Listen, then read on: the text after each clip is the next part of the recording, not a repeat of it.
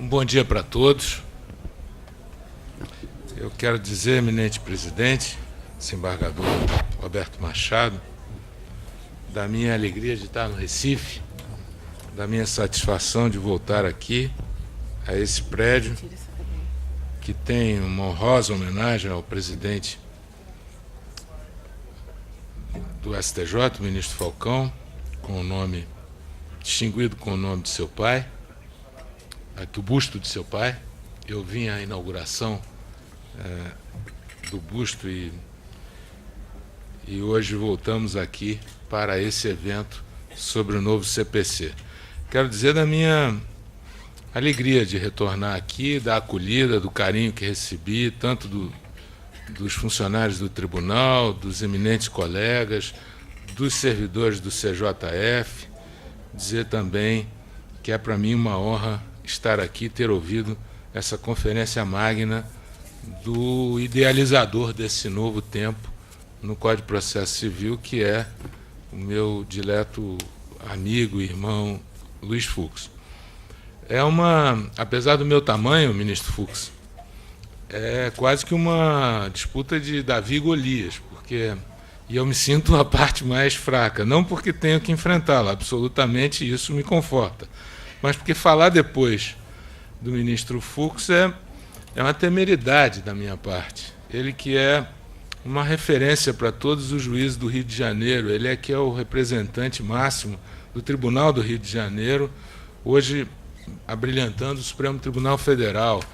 Portanto, esse evento começa com a voz mais abalizada de quem idealizou todas essas mudanças, que é o ministro Fux. Eu tenho, então, que cumprimentar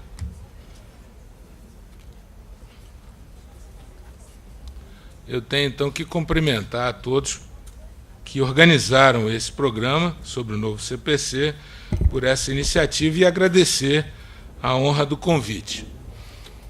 Pois bem, eu também quero aproveitar esse momento inicial para uma saudação especial aos meus colegas de tribunal, tanto o presidente Falcão quanto o corregedor da Justiça Federal, diletos amigos que comigo no dia a dia suam a mesma toga, Francisco Falcão e Og Fernandes. Eu quero me dirigir especialmente para uma saudação e um abraço fraterno. Também ao presidente Fialho, que formulou o convite, e a todos que aqui permanecem, mesmo depois dessa aula magna, se arriscando aqui a essa temeridade. Mas como eu vim falar de pé, já é uma sinalização de que eu vou procurar ser breve e não atrapalhar o almoço de todos. Eu fiz, para discutir um pouquinho sobre recursos no novo CPC e as mudanças do regimento interno no STJ, eu fiz algumas anotações que eu vou dividir com vocês, sem nenhuma pretensão de esgotar o assunto, que é muito vasto, né? Mas são os primeiros apontamentos, os primeiros estudos, já agora, sob a vigência desse novo código. Antes disso, antes de tratar do impacto das mudanças na sede de recurso no âmbito do regimento interno, eu não posso deixar de mencionar, e é brevíssimo isso que eu vou fazer, como falou aqui o ministro Fux, da mudança de paradigma. O que nós estamos assistindo, a nossa geração que está acompanhando todas essas mudanças, é uma geração absolutamente privilegiada, porque nós estamos numa fase de guinada, uma grande guinada em todo o sistema de distribuição de justiça. Dentro desse conceito se insere o novo Código de Processo Civil, se insere o marco legal da mediação, se insere a mudança da lei de arbitragem, todas as mudanças no âmbito do processo civil que desjudicializaram o processo, criando oportunidade para se fazer inventário fora do juízo, divórcio fora do juízo. Enfim, são mudanças, são instrumentos, são ferramentas que nós temos e que foram, nesse momento histórico, sancionadas num curto ou num maior espaço de tempo, mas que fazem parte todas de uma grande mudança do sistema de distribuir justiça, já que nós estamos atingindo ali o patamar de quase 30 milhões de processos por ano.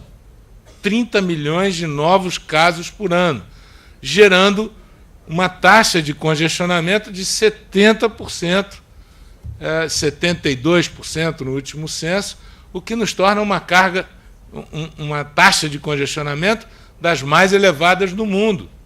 Nós temos hoje tramitando mais de 100 milhões de processos. É conhecida essa estatística que diz que dá um processo para cada 2 habitantes.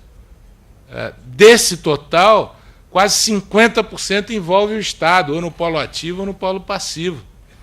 Isso é inviável, haverá o colapso dentro de alguns instantes, não é? Então, essa ideia do novo CPC, da lei de arbitragem, da mediação, da desjudicialização, ela vem dentro de um contexto maior, e talvez o especial paradigma novo do CPC é um maior exemplo disso, de uma tentativa, como se diz aqui, e eu acredito que seja a última que nós temos, portanto tem que dar certo, a última tentativa de racionalidade para a prestação da jurisdição no campo civil, que é o que nós estamos tratando aqui. E para falar disso, então, eu abordando a questão dos recursos em si, e já partindo para o ponto que me foi solicitado, que é discutir um pouco os recursos e as mudanças regimentais, fruto de um trabalho intenso, não é, presidente Falcão, da presidência com a Comissão de Regimento Interno. Nós corremos e atualizamos o regimento já antes da vigência do CPC. Eu queria ver com vocês, muito rapidamente, muito brevemente, os aspectos gerais disso. Primeiro, o Código unificou o sistema de prazos dos recursos, que cada um, no sistema antigo, tinha um prazo. Agora, o prazo de interposição é de 15 dias, salvo os embargos de declaração, está ali, tem 5 dias úteis. Também estabeleceu o Código uma nova forma de contagem, tomando apenas os dias úteis, no artigo 219. Isso certamente vai fazer com que os prazos sejam ampliados. São 15 dias para todos e só os dias úteis. A parte de início e de final é a mesma do sistema anterior, mas isso faz com que amplie um pouco o prazo, sem dúvida nenhuma. Também o Código estabeleceu para o agravo de instrumento, acabou com o agravo retido, e estabeleceu para o agravo de instrumento um rol taxativo, ou pelo menos tentou fazer um rol taxativo, mas acabou que não conseguiu, porque em algumas situações ainda vai caber agravo de instrumento, e a doutrina já fala isso, e a jurisprudência começa a consagrar. Outro dia decidimos no STJ que para os casos de decretação de falência, que não está no rol taxativo do 1015, vai caber também o agravo de instrumento, claro, porque não tem como não trazer ou não tornar impugnável uma decisão que decreta falência. Então, nessas situações, mesmo fora do rol taxativo, é a jurisprudência que vai, com a sua sensibilidade, sinalizando quais os casos que desafiam o recurso. A primeira tentativa do Código foi de acabar com o duplo juízo de admissibilidade para os recursos, a tentativa que acabou não vingando, porque veio a Lei 13.256/16, já com comunicação com a comissão de juristas que elaborou o Código, presidida pelo ministro Fux. Isso foi feito de maneira consensual, retornou o juízo de admissibilidade. Como eu disse, acabaram os agravos retidos, eliminou-se os embargos infringentes, recurso que dava sempre muito problema, e se estabeleceu uma técnica nova de substituição por uma forma de julgamento diferente prevista no 942. Também uma grande iniciativa do Código foi a questão do livre trânsito dos recursos entre as cortes superiores. Qual advogado que tinha recurso para Brasília que não ficava absolutamente em dúvida sobre determinadas matérias, se ela tinha natureza constitucional ou infraconstitucional, e em muitos temas é uma linha divisória muito, muito, muito fina mesmo que estabelece isso. E com a medida agora prevista no 1032 e 1033, os recursos vão ter livre trânsito. Como nós vamos ver aqui nos precedentes em seguida, rapidamente, já teve uma situação em que um advogado tentou aplicar o livre trânsito para um recurso interposto antes da vigência do Código. E aí vai gerar um problema, porque se a parte no recurso especial não impugnou, ou se ela não fez o recurso extraordinário para impugnar o fundamento constitucional, a discussão é saber se ela pode aplicar o livre trânsito ali. Mas já tivemos um caso, e eu vou falar em seguida sobre ele. Mas a iniciativa é muito boa, vai acabar efetivamente com a ideia de que, se não interpôs o recurso certo lá, tacando a parte constitucional, o infra, essa ideia me pareceu muito interessante, já que nosso sistema é um sistema único no mundo também. Nós não temos um sistema como o nosso, em que a Suprema Corte julga a matéria exclusivamente constitucional, mas tanto em controle concentrado como em controle difuso, e existe uma costela do Supremo, que é o STJ, para apreciar a matéria infraconstitucional. O nosso modelo é o modelo americano, mas nós temos vários institutos do modelo constitucional europeu, das cortes constitucionais mesmo, de modo que é um sistema bastante diferente o nosso. Acho que é o único no mundo. A outra inovação do novo Código diz respeito também àquela possibilidade de desconsideração de vícios formais. A tentativa do legislador foi para acabar com aquela jurisprudência defensiva, ou pelo menos minimizar a jurisprudência defensiva, que privilegia a forma em detrimento do conteúdo. Então, agora se permite que o julgador, no caso dos vícios absolutamente formais, possibilite a complementação. Já tivemos uma hipótese em que se discutiu, o próprio Supremo já discutiu isso, se a falta de fundamentação também seja a possibilidade de se complementar para ratificar o recurso. E, nessa medida, o Supremo disse que não pode complementar razões ou fundamentos do recurso. O que pode ser superado, por exemplo, é o preparo, deve ser sempre complementado, determinadas situações que digam respeito a prazo, até algum vício formal, regularidade de representação, mas nunca a questão dos fundamentos. E, por fim,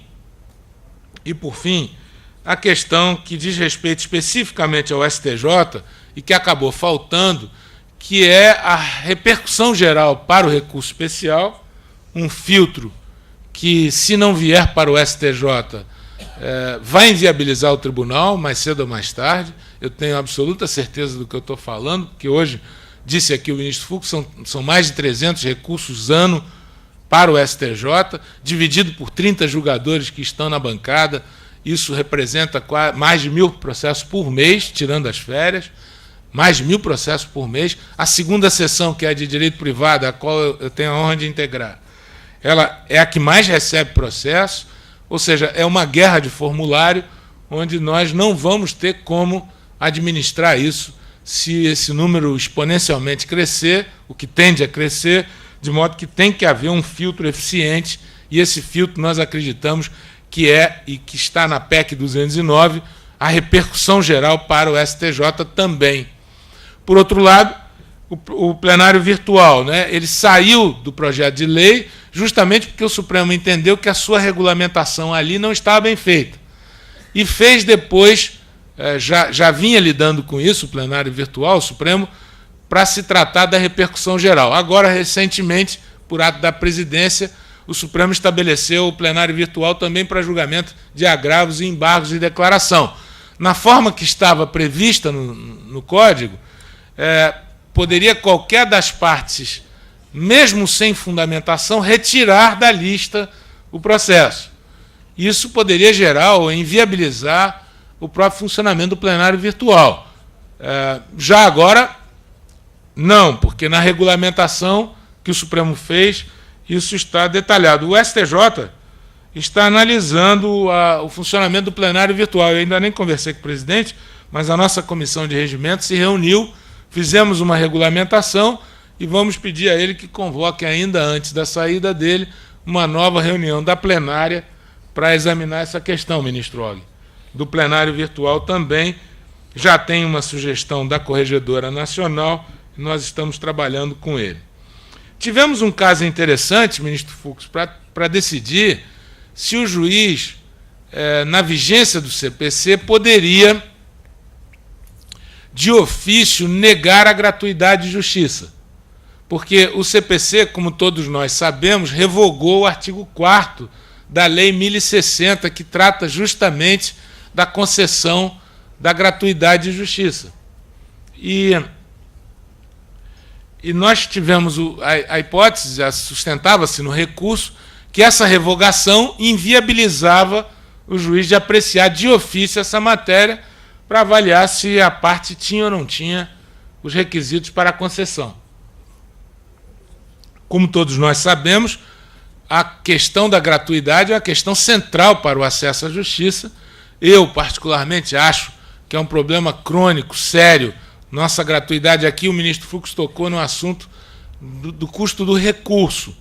Mas não é só isso, a própria benevolência do juiz na concessão do benefício é um fator que sobrecarrega, onera o judiciário. Eu acredito que nós, juízes, temos que fazer uma meia-culpa, temos que debater esse assunto, temos que tratar isso com calma, com tranquilidade, avaliar todos os ângulos da questão, porque, efetivamente, da maneira como definimos hoje a gratuidade, ela é, ao contrário de ser uma grande democracia para o acesso, ela funciona como um grande entrave para os demais, já que causa uma acumulação de causas ou de demandas quase que insustentável. Então, nesse caso, foi bastante interessante que dissemos que, não obstante a revogação do artigo 4º, esse caso foi julgado pela 4ª turma, não obstante a revogação do artigo 4º da Lei 1060, continua o poder-dever do juiz de avaliar as condições para o deferimento da gratuidade. Então, são essas as primeiras questões. Eu vou, como disse, tentar ser bastante breve. Esse primeiro precedente diz respeito à vigência do CPC, e aqui era o caso de se saber se o recurso assinado eletronicamente por advogado sem procuração, com a aplicação da súmula 115, se poderia se aplicar o novo CPC para superar essa questão formal, já com previsão no artigo que eu mencionei do CPC. E se entendeu que não. Nós tivemos uma reunião do plenário do Superior Tribunal de Justiça, onde se consolidou algumas formas de interpretação, e, nesse caso, aos recursos interpostos com fundamento no CPC de 73, a admissibilidade é feita com base na jurisprudência até então. É um agravo regimental nesse ARESP, eu fui o relator na 4ª turma. Aqui é um precedente interessante sobre decisão monocrática do relator, porque nós aprovamos, na mesma sessão plenária que aprovamos esses fundamentos administrativos, ministro Fux, aplicamos também, aprovamos a súmula 568, que dispõe o seguinte: o relator monocraticamente no Superior Tribunal de Justiça poderá dar ou negar provimento ao recurso quando houver entendimento dominante acerca do tema. Notem a expressão, entendimento dominante acerca do tema. Não significa dizer súmula, não significa dizer recurso repetitivo, mas sim o entendimento dominante da Corte a respeito do tema, enseja a decisão monocrática do relator. Com isso, essa hipótese aqui era saber se o relator poderia, na forma do novo CPC, manter rígida a súmula 568, e dissemos que sim, porque ampliou-se os poderes do relator, com base nos princípios da celeridade, enfim. Esse outro caso foi aquele que eu mencionei. O advogado queria livre trânsito do recurso, porque ele atacou no recurso especial a matéria constitucional, mas não interpôs o recurso extraordinário. Então aqui ele queria, na hipótese, a controvérsia foi dirimida com base em fundamento constitucional. E ele queria aplicar o 1032 para jogar o recurso especial direto lá para o Supremo Tribunal Federal, e nós dissemos que não era possível, porque a regra era a regra anterior. Mas essa matéria vai ter que ser discutida para saber se essa súmula que trata dessa matéria, a súmula 115, se ela continua, súmula 126, perdão, se ela continua em vigor.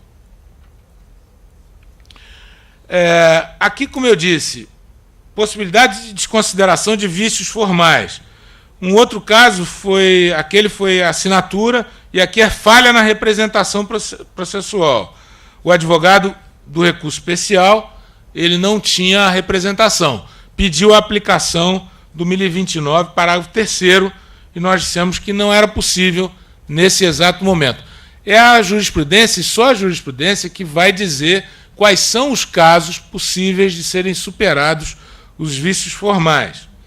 Também teve um caso interessante no próprio Supremo, onde se discutiu a possibilidade, isso foi divulgado amplamente pelo informativo do Supremo, discutiu-se a possibilidade de sustentação oral para um agravo regimental, tirado de uma das hipóteses em que é possível a sustentação oral, no caso era o mandado de segurança, um agravo regimental de um mandado de segurança, e o advogado pediu para sustentar.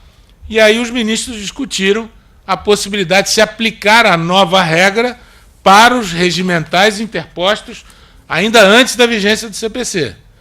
E naquela ocasião, o que aconteceu foi um caso pitoresco, porque o advogado acabou que queria julgar logo o recurso dele, viu aquela discussão instalada e falou, eu não vou sair daqui hoje, então é melhor eu desistir da sustentação.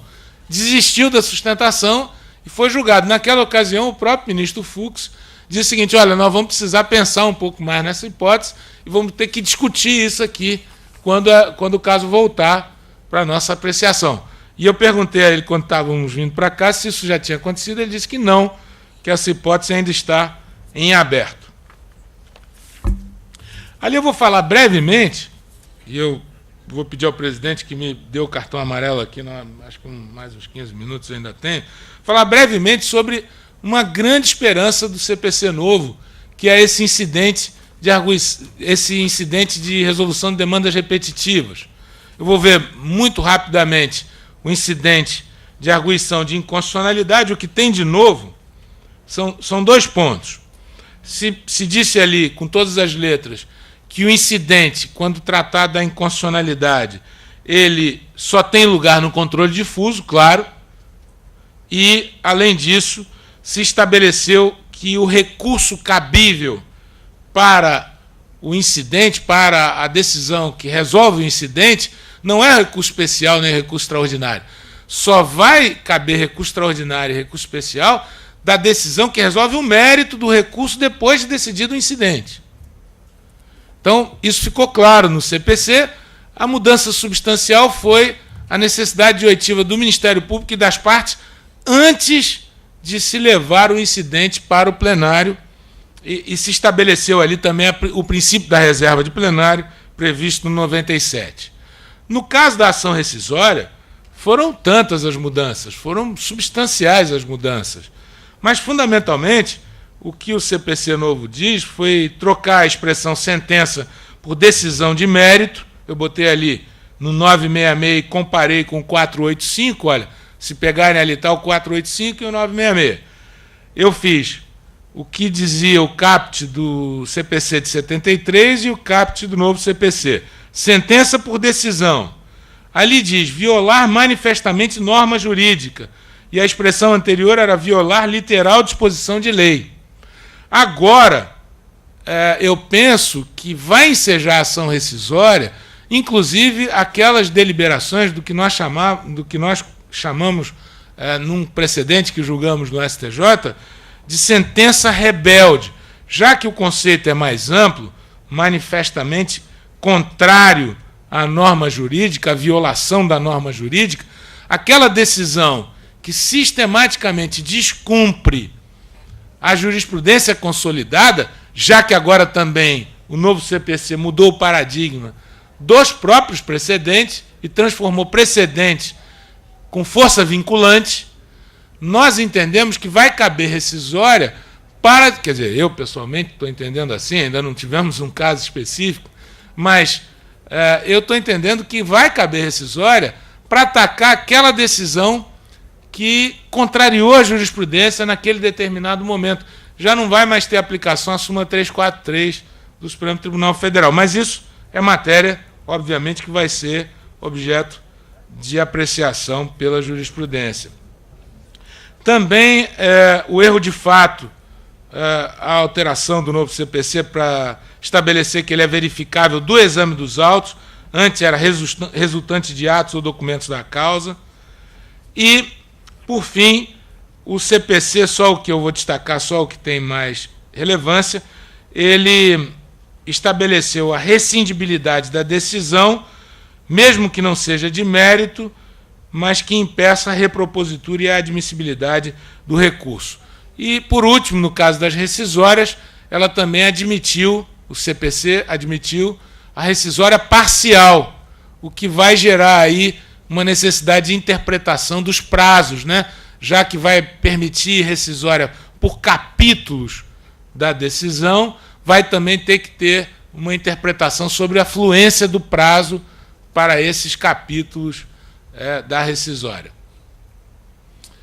Incidente de demandas repetitivas. Eu creio que essa é a grande inovação para se tentar acabar com o absurdo volume de processos de demandas repetidas. Nós já temos hoje, como sabemos, o recurso repetitivo, a súmula vinculante, se discute a súmula impeditiva de recurso, os próprios precedentes vinculantes, uma inovação substancial do CPC, mas na questão do incidente, eu deposito assim quase todas as fichas para se detectar o problema lá na origem, lá quando nasce o problema, lá quando se utiliza o judiciário de maneira predatória, lá quando se tenta, por interesses diversos, né? E aí entra interesse de advogado, entra interesse da parte, entra interesse de se utilizar, e eu não estou aqui dizendo que não vai aí nenhuma contestação à atividade do advogado, que é absolutamente essencial à justiça, mas se utiliza, por vezes, porque tem-se interesse em honorários, porque tem-se interesse na pulverização das decisões. Claro que existe isso, ninguém desconhece, ninguém é ingênuo para desconhecer, e se cria esses monstrengos que vão transferidos para os tribunais e que depois vão transferidos para o STJ e se entope o julgador com os vários gabinetes com os mesmos tipos de recursos repetidos, né? Essa tentativa que fez o Código é justamente a de detectar o problema lá, quando começa a se trazer causas repetidas, seja uma questão que envolve o funcionalismo público com um determinado benefício que se deseja, seja uma questão tributária que se repete com muita frequência, quando envolve telefonia, quando envolve banco, enfim, tem tantos exemplos que a gente pode dar de causas repetidas que entopem determinadas varas e que, se forem detectadas a tempo, vão permitir que sejam julgadas com racionalidade. Não se quer aqui impedir o acesso à justiça, se quer que não haja essa disparidade de decisões, cada uma de um jeito, gerando insegurança jurídica e contribuindo para o descrédito da solução final. Então, aqui, o relator vai poder, o juiz ou o próprio relator, de ofício, quando chegar o recurso, ele vai poder afetar para o órgão competente e dirimir aquele incidente para, quando houver multiplicidade de processos sobre a mesma questão de direito e risco à isonomia ou à segurança pública, vai caber o incidente. Não cabe quando a questão já tiver sido afetada pelos tribunais superiores, isto porque, com a própria afetação, que agora nós estamos discutindo lá, né, presidente Falcão, se essa afetação para o recurso repetitivo vai ser pelo nosso plenário virtual, quando ele for criado, ou se ele continua por uma decisão monocrática do relator. Essa é uma questão que a gente tem que apreciar ainda lá. Mas, de fato, a nossa ideia é que, uma vez afetado, travou a subida de recurso, suspendeu o andamento dos recursos, de modo que não há tanta necessidade do próprio incidente. Por isso que ele não cabe quando a questão está afetada. Nós discutimos ali, eu discuti com o próprio autor do Código Fux, que é o próprio Fux, se caberia o incidente no Supremo e no STJ. Tudo leva a crer que não, pelo que nós apreciamos ali, mas eu diria que ainda não fechou o raciocínio completamente na minha cabeça, porque eu penso que para algumas situações ainda não afetadas por recurso repetitivo, não seria de todo impossível, já desde logo, afetar um recurso para o julgamento do incidente nessas circunstâncias. Talvez conjugando aí com a assunção de competência, quando se perceber que é uma questão muito repetida e que gera muito trauma na origem. Mas essa é uma matéria para a gente pensar. Qual é o órgão competente? É o que o regimento interno dispõe que vai dirimir o incidente. Provavelmente será o órgão especial ou a seção civil ou de cada tribunal. Eu não sei como é que vai ficar isso, é o próprio regimento. Não sei se aqui já foi feita a mudança. Já? Qual é o órgão aqui que dirime o incidente? O IRDR é o pleno mesmo. É o plenário? Pois bem, os processos também, efeito da admissão lá no 982, que eu botei ali, há uma suspensão dos processos individuais e coletivos em trâmite no Estado ou na região. Se as partes quiserem, podem provocar o Supremo ou o STJ para suspender em âmbito nacional. Surgiu uma discussão se para os juizados especiais também se suspende. E a decisão foi afirmativa, também se suspende para os juizados especiais. E tem prazo para julgar o incidente, que é o prazo de 1 ano. Não julgou nesse prazo, cessa a suspensão. Então, nós estamos acreditando que, nesse incidente, ali o complemento das regras, nesse incidente, o relator pode fazer audiência pública, admitir amicus curiae, pode analisar os argumentos de todos ali que gravitam em torno do problema e tem um efeito transcendental, um efeito extra partes, que permite justamente atingir as teses dos processos em andamento e aqueles que surgirem depois há uma absoluta aplicação para os casos atuais e futuros. Se não observar a tese definida no incidente, cabe reclamação, seja para o tribunal local, seja a reclamação se for um julgamento, se admitir o julgamento do incidente no Supremo e no STJ. E para revisão da tese, não tem propriamente um prazo, mas compete ao mesmo tribunal e vamos discutir depois se quem é que tem legitimidade para pedir a revisão dessa tese, se são as partes ou se o próprio tribunal de ofício, o Ministério Público ou a Defensoria. Acho que tem que definir isso. E a lei dispôs, no 987, que vai caber recurso extraordinário e recurso especial, conforme o caso, para atacar a decisão formalizada no incidente. O julgamento de mérito realizado pelo Supremo e pelo STJ substitui, quando apreciar o recurso extraordinário ou o recurso especial, substitui o acórdão no incidente e tem aplicação em todo o território nacional.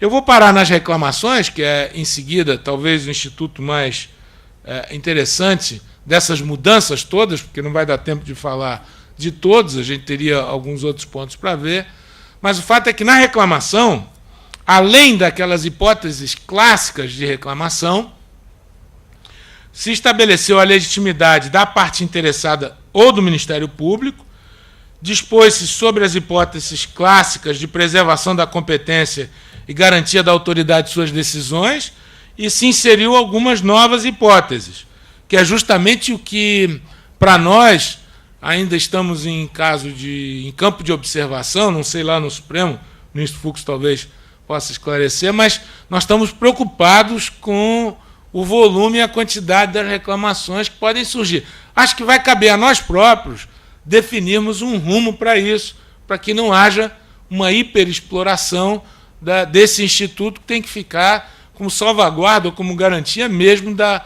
aplicação da tese jurídica, para não haver dispersão da jurisprudência e para haver a tão desejada segurança jurídica, para que um caso não seja decidido tendo a mesma base fática diferente do outro. Então, a novidade está em admitir-se a reclamação quando a decisão do Supremo em controle concentrado de constitucionalidade, das súmulas vinculantes, dos incidentes em demandas repetidas e do incidente de assunção de competência. A reclamação cabe agora para qualquer tribunal, tem que ser instruída com prova documental, deve ser distribuída, se possível, ao mesmo relator, provavelmente ao mesmo colegiado, tem aplicação nas hipóteses de tese jurídica a caso que não lhe corresponda ou de sonegação a caso que deveria ter sido aplicado. Nessas hipóteses, cabe sustentação oral, ainda que em julgamento de agravo interno, e, acolhido o pedido da reclamação, é cassada a decisão ou readequado o paradigma. O cumprimento é imediato, mesmo sem independente de acórdão. E, por último, ali eu disse, não é substitutivo de recurso, por isso que tem que esgotar a instância. E descabe após o trânsito em julgado da decisão reclamada, aplicável aí a súmula 734. Portanto, nessas duas hipóteses, fica afastada a reclamação e a resolução 3 nossa afastou a reclamação naquelas hipóteses que o Supremo, ali está escrito juntas especiais, tem um erro de digitação, são os juizados especiais. A resolução 3 afastou a aplicação da reclamação para aqueles casos típicos de turma recursal, que é uma deformação, era uma deformação do sistema, agora é no âmbito de cada tribunal que isso funciona. Uma última palavra, apenas em relação aos precedentes, para finalizar, porque acho que não vai dar para a gente ver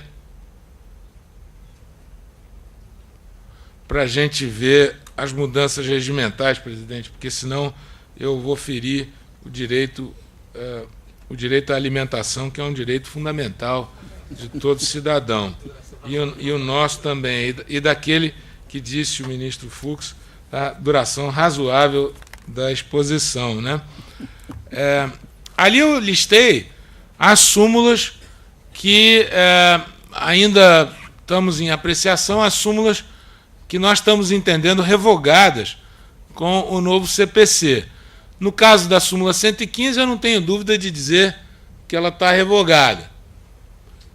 No caso da súmula 126, a necessidade do fundamento constitucional não atacado para a rejeição do recurso, eu tenho dúvida, porque efetivamente vai depender de como se aplicar o livre trânsito dos recursos. Na súmula 187, que é deserção por porte de remessa e retorno, está superada pelo 1007. Todas as súmulas que tratam no STJ de embargos infringentes também foram afastadas pela nova técnica do 942. A súmula 211, que fala do pré-questionamento explícito ou implícito, também aqui eu tenho que fazer uma ressalva, porque está se entendendo que acabou-se o pré-questionamento, a necessidade do pré-questionamento explícito. No entanto, o que eu percebo é que o legislador pretendeu foi acabar, ou criar o pré-questionamento ficto, sim, mas para a matéria debatida, e não para toda e qualquer matéria, para a matéria debatida. Então, a súmula 211 tem que ser interpretada com esse novo viés, mas a matéria ainda não chegou para o nosso debate, e tampouco parece para o próprio Supremo. A súmula 320, que também aborda a questão do pré-questionamento.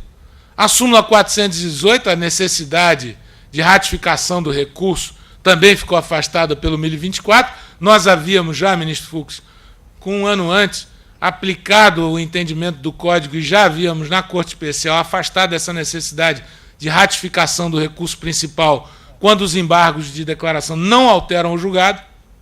Nós já havíamos feito isso. E aplicamos a súmula, e entendo também que a súmula 306, que trata dos honorários, os honorários de sucumbência pertencem ao advogado da parte vencedora, ficou superada pelo artigo 85. Ali, entendo que o parágrafo 6º do artigo 1003, necessidade de comprovação de feriado local no ato de interposição do recurso, vai ter que ser analisada, se é possível de ser contornado. E, por fim, na questão do papel da jurisprudência, desse novo direito, novo direito do precedente, né, que o CPC, em boa hora, veio para dizer que é inconcebível que você conviva com essa disparidade, com essa dispersão de julgamento, se ela é nociva nas instâncias inferiores. Imagina aí o que dizer em relação à dispersão da jurisprudência no caso do Supremo Tribunal Federal e do STJ, onde a gente vê alguns julgados diferentes, de turmas que compõem a mesma sessão, de turma com o plenário, justamente que é um tribunal criado para ser o farol da jurisprudência. Se internamente ele tiver dispersão, é o fim, é melhor fechar. Então, o que o Código fez foi reforçar essa ideia e criou ali uma uniformização vertical da jurisprudência. O legislador usou a regra do 927 para dizer o seguinte: os juízes e tribunais observarão. Ele foi taxativo, observarão. E aí foi estabelecendo algumas formas de verticalização da jurisprudência, para dizer que as decisões do Supremo em controle concentrado de constitucionalidade, evidentemente, têm uma vinculação absolutamente forte, é uma vinculação radical, vertical. Os enunciados de súmula vinculante, evidentemente, também, os acórdãos de incidentes de assunção de competência e de demandas repetitivas. Mas surge o primeiro questionamento que o Supremo vai ter que responder: é constitucional essa vinculação? Para alguns ela é constitucional, para outros não. Eu botei ali, para o Fred Didier e para o Arruda Alvim é constitucional. Cássio Scarpinello e Nelson Neri Júnior defendem a inconstitucionalidade da verticalização. O Supremo, eu penso, ainda não apreciou essa matéria, né, ministro Fux? Sobre a constitucionalidade do 927. Acho que vai demorar um pouco até chegar a matéria à sua apreciação. E esses graus de vinculação previstos no 927, eu fui colocando ali. Vinculação forte é o 988, que enseja reclamação. Vinculação média pode ensejar a rejeição pelo relator daquelas matérias que eu disse ali, jurisprudência consolidada. E a vinculação fraca é aquela que não tem vinculação no sistema. Modificamos o nosso regimento interno para a adaptação de vários desses institutos. Fizemos isso no calor do momento ali, até porque nós não sabíamos se iria ser mantida aquela questão do filtro, do duplo grau, do dupla admissibilidade. Isso só foi definido no começo desse ano. Foi por isso mesmo que, em um mês apenas, o STJ adaptou o seu regimento interno para essas novidades, e ainda estamos fazendo.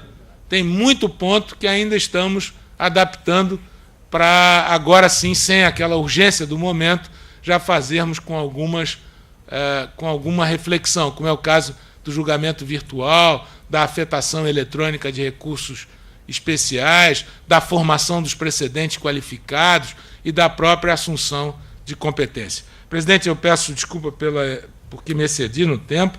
São vários e vários temas. A matéria é absolutamente instigante. Estar aqui na presença do idealizador do Código é ainda mais estimulante, do magistrado que é e do paradigma que ele representa para o juízo do Brasil, ainda propicia trocarmos uma ideia do Criador com a sua criatura, o que ainda é mais gratificante. Então, eu torno a cumprimentá-lo, ao presidente do Tribunal Regional e ao presidente Falcão pela iniciativa da realização desse evento, ao ministro Og, que é o corregedor e o grande mentor do Conselho da Justiça Federal e que, juntamente com os seus servidores, propiciou a realização desse evento. Muito obrigado, presidente, pela atenção que me deu.